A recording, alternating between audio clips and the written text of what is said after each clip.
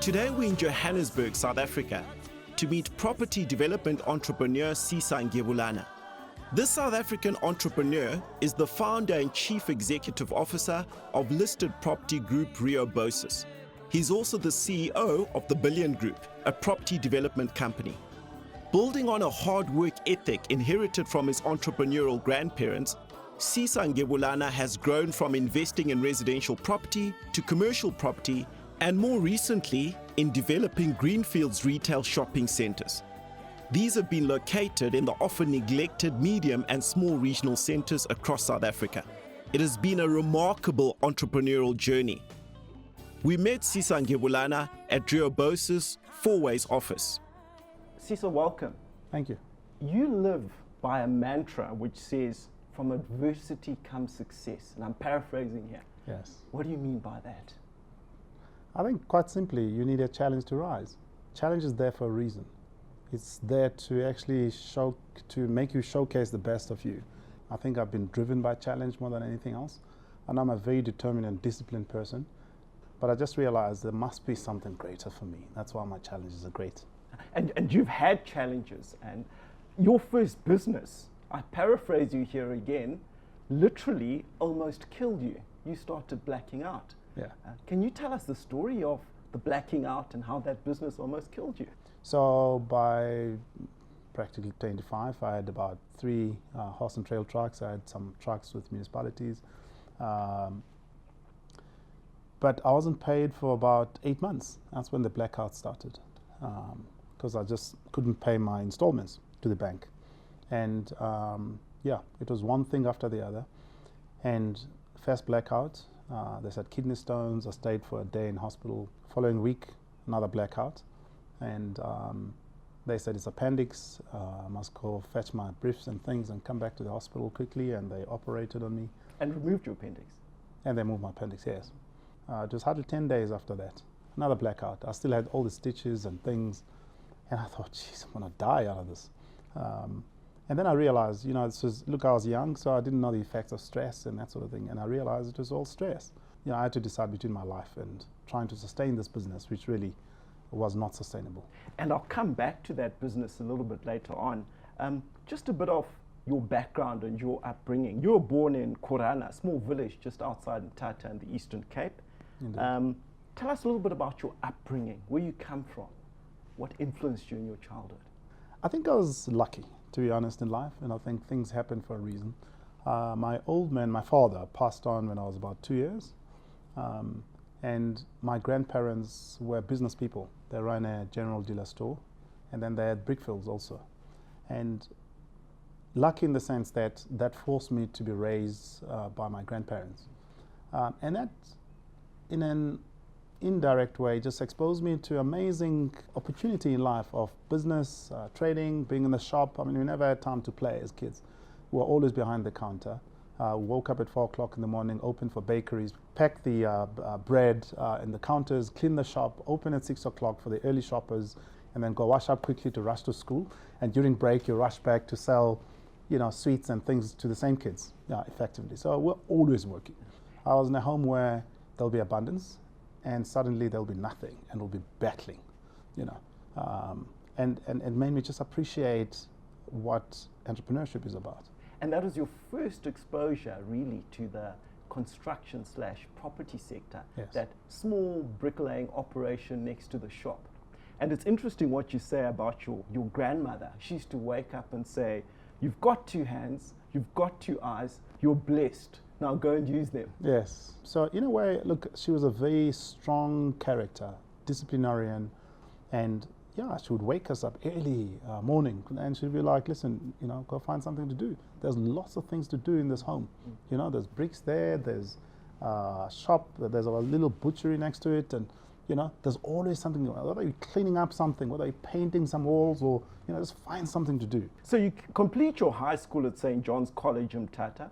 Yes. And straight after that, you're one of 5 grandchildren in the household that are heading to university. Yes. And your grandparents say to you, you go into university, but they've only got enough money for each of you for 1 year. Yes. And after that, you're going to have to make your own way. You're on your Your own. marks have to get a bursary, a scholarship, some form of support. How did you respond to that? Because that's a lot of pressure for someone who's 18 years old. Yeah. Those words resonated with me, and they drove me. They drove my determination to succeed. And for the first time in my life, I saw straight A's. So you eventually ended up with a bachelor's degree in law from the University of Fort Hare. Subsequent to that, you followed it up with an LLB at the University of KwaZulu-Natal. And during your studies, you wrote the state agency exam, and you're renovating homes and selling them at the same time. And by 21, you'd paid off all your student debt and you'd bought yourself that BMW. Yes. Yeah. In hindsight, I realized that was a necessary challenge for me to turn around my life. And yes, second year, third year, I had student loans. And third year, I had so much pressure from the bank to pay back the loans. And I thought, geez, how do I pay these loans? Because I started having letters of demand. And then I wrote a state agency exam and I passed it, and I then registered with Reality L1 Real Estate, and I became the best agent for the year. But I actually made more money out of renovating homes because, I realized quickly from the second house that I'm never going to sell these houses until I do something which will attract the buyer. Bought my car as well, paid my student loans. And then this car, when I did my articles, I was getting paid 600 Rand, and my apartment was 600, but I was sharing with somebody. And I'd buy groceries for 200, and the other 90 was a train ticket, and I couldn't afford even the insurance for the car. Yes. And eventually I got a tow bar for the car, and I'd transport people on month ends with the car, and I started making some good capital. And I bought my bakkie, I bought a small truck, and one thing led to the other. You built a trucking business. Literally. With regards to that trucking business, what were the challenges in that business, and how did it come all to a head, which resulted in this very difficult situation you found yourself in? Look, I had trucks which were contracted with Pepsi Cola, and the guys were going through difficult times. And for 8 months, I wasn't paid. I was settled some of the monies, but on the back of their business, I had invested everything in those trucks, and they had the hope that the business will turn around. And obviously on the back of that, my business would then turn around, but it wasn't. And I just had to cut the losses and walk away. So and I'd just put the trucks on auction.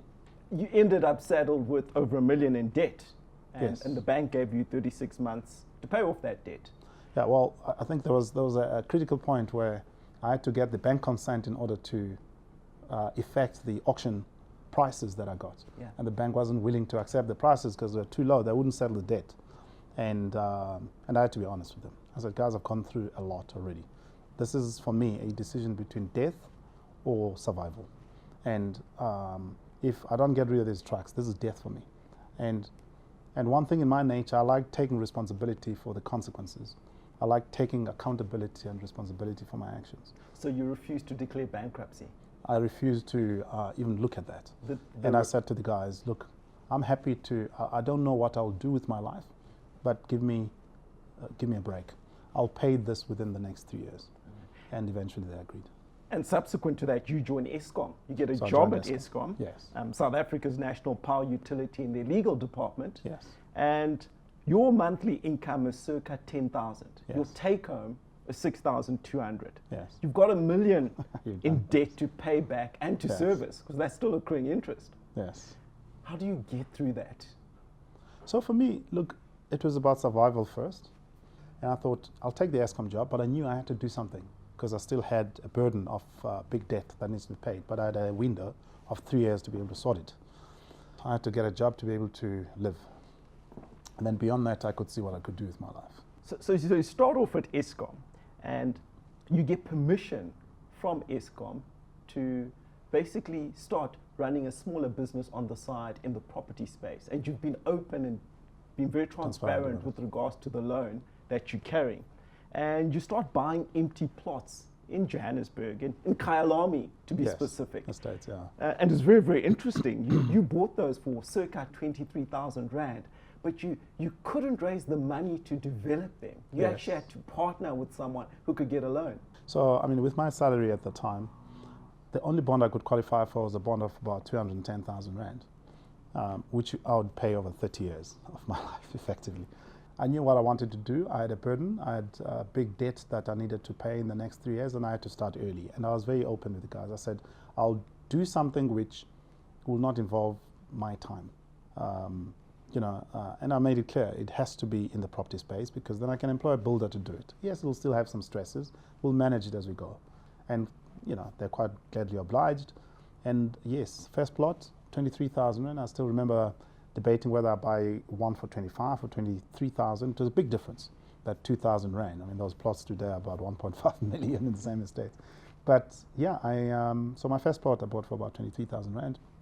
Within 4 months, I completed a nice double-story home, which is about 350 square meters, and sold it for about 450,000. Fantastic. And you carried on that particular route. Carried on, yeah. But you eventually paid off all the debt you had in terms of your that. original trucking business. Yes. And then you carry on going and you start developing upmarket clusters or Yes. gated complexes in Bryanston and in Hyde Park. And this business is booming, and you're building a very nice property portfolio for yourself. And you're still at Eskom during this time. Yes. It's interesting how you've emphasized how incredibly valuable that time at Eskom was, because you stayed there for 7 years. Yes. In terms of learning how a large company works, governance issues, delegation, human resources, industrial relations, the treasury function. A lot of people think if you're going to get into entrepreneurship, just get out there. But you value those lessons greatly. Yeah, for me, they were indispensable in my path. So, I mean, I was in the legal department. I specialized in their generation and treasury finance section. The experience in Eskom, as you say, all the things from a delegation of authority. I remember I used to write their delegation of authority and revise those delegations, because at some point I was the acting legal manager, and I had not only legal but also corporate secretarial reporting to me, and I had to set up the structures for the board meetings in terms of minutes and delegations and draft resolutions and a whole range of things. And at some point, while I was acting legal manager, I lost a lawyer who was specialized in labor law, and I found myself with unions, negotiations, and advising HR, industrial relations. Actually, it turned out to be something good for me from an exposure perspective. It was a rich experience. It's amazing. And I also I had the benefit of walking and going with NEDLAC and the unions to Germany. We visited Igor Matal. That's when the Labor Relations Act was coming up. When it became promulgated into law, I conducted lectures on the Labor Relations Act, which is really just quite incredible, specializing in something unrelated to finance, which is my speciality. So whilst at Eskom, you get involved in a company called Century Carbon, a coal miner listed on the Johannesburg Stock Exchange. Tell me the story of how you got involved in Century Carbon and how that unfolded. Interesting. I was at a cocktail function and introduced to these guys by a mutual friend, and he said, they're going through their own troubles, and the listed company, holding company, Century Carbon, had just been suspended from trading because one of the subsidiary companies, Capital Coal, couldn't pay creditors on time and that sort of thing. So they had suspended some payments to creditors. That was just a very interesting story, and I got to listen more. There are 3 mines that are operating, seem to be doing well, but they just, small business, caught some snags along the way. And I thought maybe I can help them. And I got involved. And I said, okay, well, I'm sure I can restructure the balance sheet, raise fresh capital in the business, a bit of equity and debt, and recapitalize the business, which I did. And I eventually became a 45% shareholder in the company. And the banks, together with IDC, took another 45%, and they put a slack of debt into it. So on paper, everything worked perfectly. And you're putting in your own money? I put a bit of my own money because I'd had some clusters. They were just, it was quite fortuitous because they were just lucky that I'd just made some good capital from a development in Hyde Park at the time. And so I stuck the whole money into the company, about 20 million Rand. It carried on, and then 9 months later, they had the same trouble. They had bad mine sections, and they had all sorts of things just not going their way. And they started using some of the working capital for capex. And some of the capex money for working capital, I mean, it's just a mess. The lady who was an accountant, who was the GM finance, actually just had called me before this and wanted to have a meeting with me separately. And just before the board meeting, I had coffee with her, and she laid it out completely. And she said, I don't know what the guys are telling you, but there's trouble here, you know. So you can imagine, I walked in the board meeting, and the guys were still not coming out clear, and they were not going to survive more than a month from there. And then I thought I could relook at the business and see how I could restructure it. I had to assume the CEO role very quickly, and I had to resign from Eskom. So you resigned from Eskom. Yes. You joined this company as CEO, Yes. in which Yes. you've got a major stake, Yes. with an understanding that by joining, you're going to get support from some of the financiers to Yes. turn this company around. Yes. What happens when you take over as CEO? With benefit of hindsight, some of the things would have been the fact that I, number one, should have just realized at the point in time when I discovered everything that was going on, that perhaps I may not get the funding from the banks. Two, this business may not turn around. Three, stop being too optimistic about it and just deal with perhaps what I found at that point in time, maybe write my losses off. And I just got deeper and deeper into the hole because I sunk in more money because I was an optimist and I hoped for the better and that sort of thing. And I overcommitted myself and placed my life and my family on the line, effectively. So you find yourself, if we include the business, saddled with a massive debt, 230 million. Yes. And your personal wealth portfolio has pretty much been wiped out. Yes. How do you work your way out of that? You know, I knew that, I had signed some sureties and that sort of thing. I knew I had to pull myself out of this one again.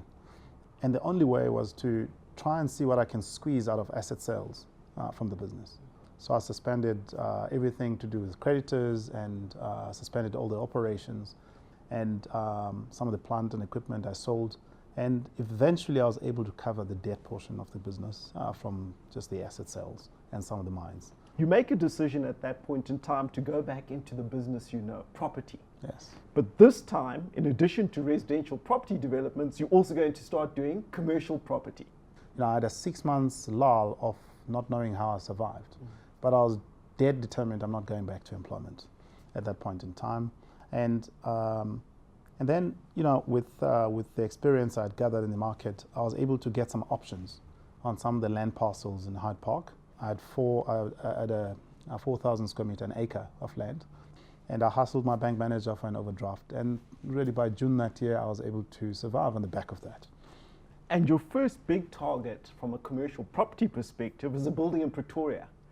It's a building in the CBD which Liberty is selling. Tell me how that opportunity came about and just some details of that transaction. So first, I've got the cluster in Hyde Park, and then I've got from the same owner the land next door where I did another 20 clusters. And while I'm at that, I sold about 14 of those clusters pre-sold.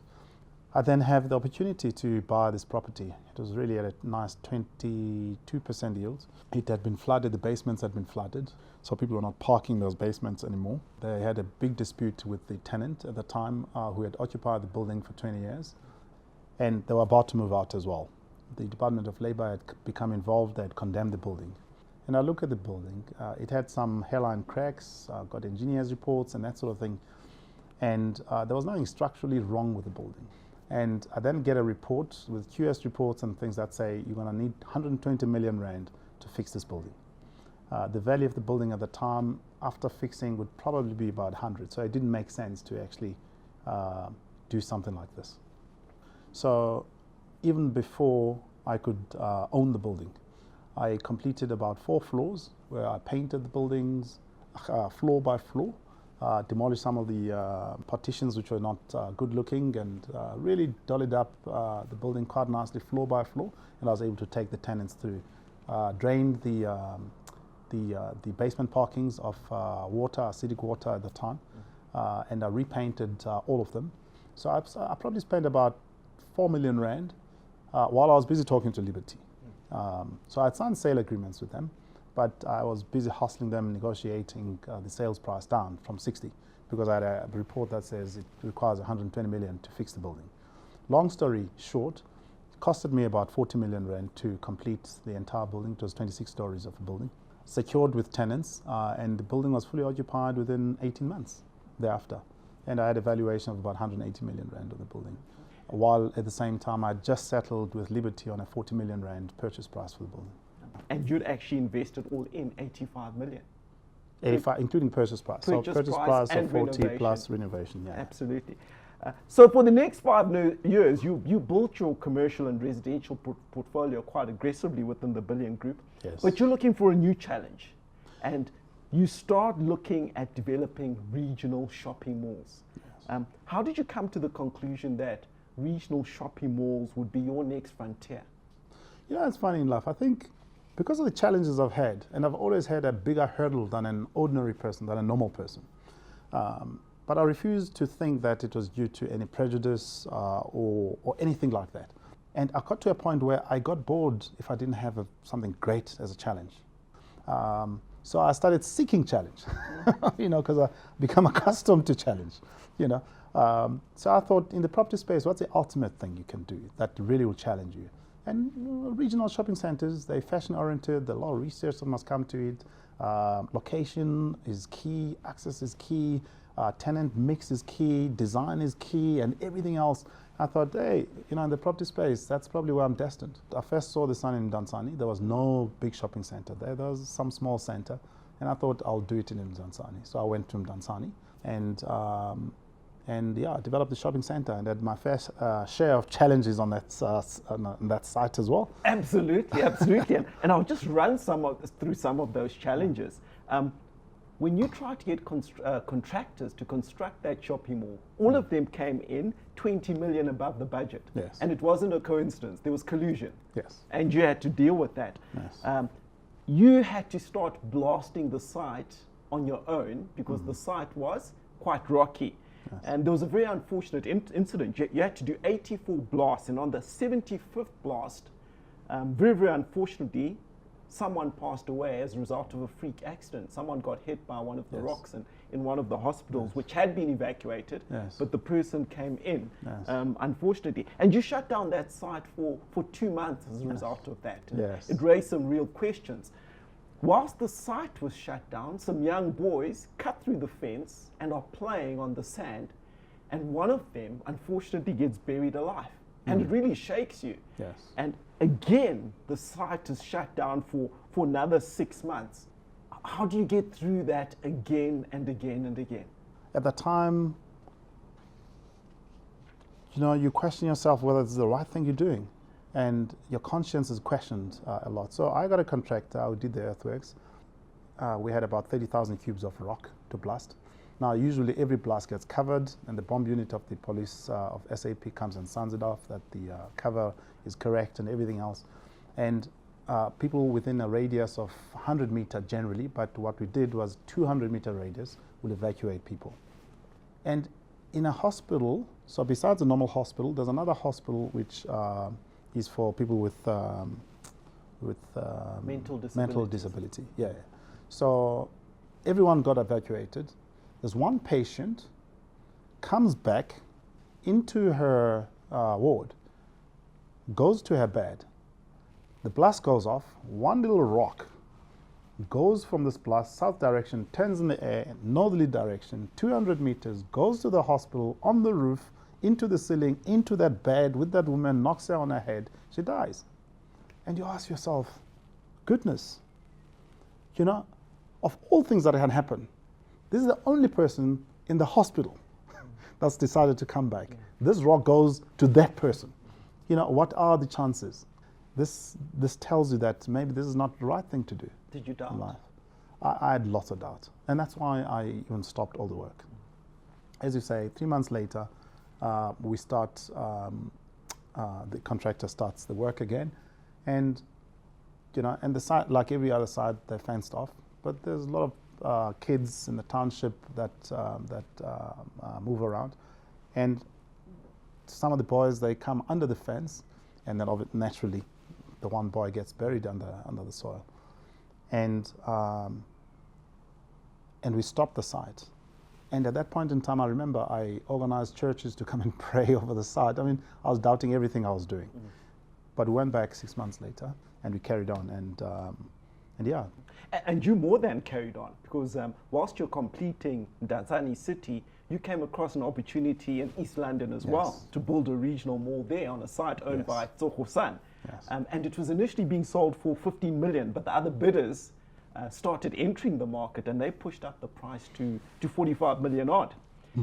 And also because of that and the delay in securing that site, other property developers started sniffing around and identified 3 other sites within the same area. And the market could only accommodate 1. So I think it's the first time I was pitted against competition, because I realized in the regional mall space, the competition is a lot stiffer because the opportunities for regional mall in this country are few and far. When I then competed with these guys, the guys at Soho just delayed, and we got to a point where we both said, look, we're going to lose the opportunity because there's other developers now who's entered the market. Everybody agrees only one can happen because the same retailers must compete. So I went to CEOs of every retailer directly, and I'd park outside their office until they're done with their day. Some of them would still not see me at the end of the day, and I'll park there again the following day. Unless there was security to remove me, but I was still there, sitting. And one of the retailers who I ended up being on their board thereafter, we struck a good chord, and I'd been outside his office. At 5 o'clock, he said, look, I've only got 15 minutes for you. Come in my office and let's talk what you want. So you were outside his office uninvited. And when he gave you that 15-minute slot at the end of the day, it wasn't a generous gesture. It was, okay, this guy's been here for a long time. What does he have to say? Well, I've been sitting there the whole day. It was more frustration. Let's hear what he has to say. Hopefully he'll go away. Yes. I sat there and I put my case before him. We ended up sitting together for 2 hours. And literally within 6 weeks, I won about 8 retailers, major retailers on my side, from the Pick n Pays to Edgar's group, Edcon Group, to Woolworths. They put big stores on double-story levels, and Mr. Price, Foschini Group, Truett's Group, all the guys. So you've got your anchor tenants, but your problems are actually just beginning. Oh yes. Talk me through the challenges you immediately encountered, because that's a colorful story. Yes. So I then called for tenders to start construction on my site, and nobody was interested. Now this was a contract of R1 billion, and suddenly construction industry was not interested. Yeah, I thought, what the hell? And then I realized, and I won't mention names, some of my competitors had gone to these guys and said, if you build for this guy, we'll not give you work ever. Now, just to give you insight into what happens in the world of real estate at this level, once you committed to leases, every retailer has to line up their orders for stock. They have to train people. There's a lot of systems, processes, because these are big stores that they commit to. And hence, if you don't open on the day, there are penalties. And those penalties within 1 month can sink you down as a developer if you're not opening on the day you undertook to open. So that drove me to one conclusion in the end. I thought, okay, well, if the industry is rejecting to build for me, I'll start my own construction to build it. You know, a big contract. I'd never built anything like this. I've only built homes before that. If I have to put up a big team to do a big contract like this, I have to poach the best people in the market. So I poached people from the same contractor was going to build for me, starting with their MD. And when they refused, they said, look, I've been here for 28 years. I can't just leave. And I said, look, I need you. And it was the MD of the Gauteng division. And he had a great team with him. And he eventually agreed. Eventually agreed. And his team also agreed to join him. Yes. So this company had 17 resignations on the same day. Yes. And then you received this phone call from the CEO. And he's furious. And he's making ominous threats. Tell us about that telephone conversation and the final outcome of it. It lasted for about an hour. And the guy would swear at me, tell me he's got a bigger wallet, he'll trash my business and we'll never be able to get any supplies from anybody, no subcontractor will subcontract to us. He'll talk to everybody in the market, and who do I think I am? And I said, look, I understand. The Gauteng business generated 60% of his revenue in his business. And I said, no, I fully appreciate it. But you also need to appreciate my side. It's almost like you put fire in my house and my family is inside and I'm standing on the outside and I have to do anything to save them. And because all along you were going to build this thing for me and suddenly you are not available for reasons known to you. And I had put a call to him and he had said he can't help me. And suddenly he's now telling me maybe he can make a plan to help me. And I said, but it's too late. So at the end of the day, as long as we fully appreciate where I'm coming from, so I'll forgive you for insulting me. As long as you also appreciate where I come from and what you put me through. Through sheer determination, perseverance, faith, and winning over his detractors, Sisa Ngebulana has built one of the most formidable and admired commercial property portfolios in South Africa.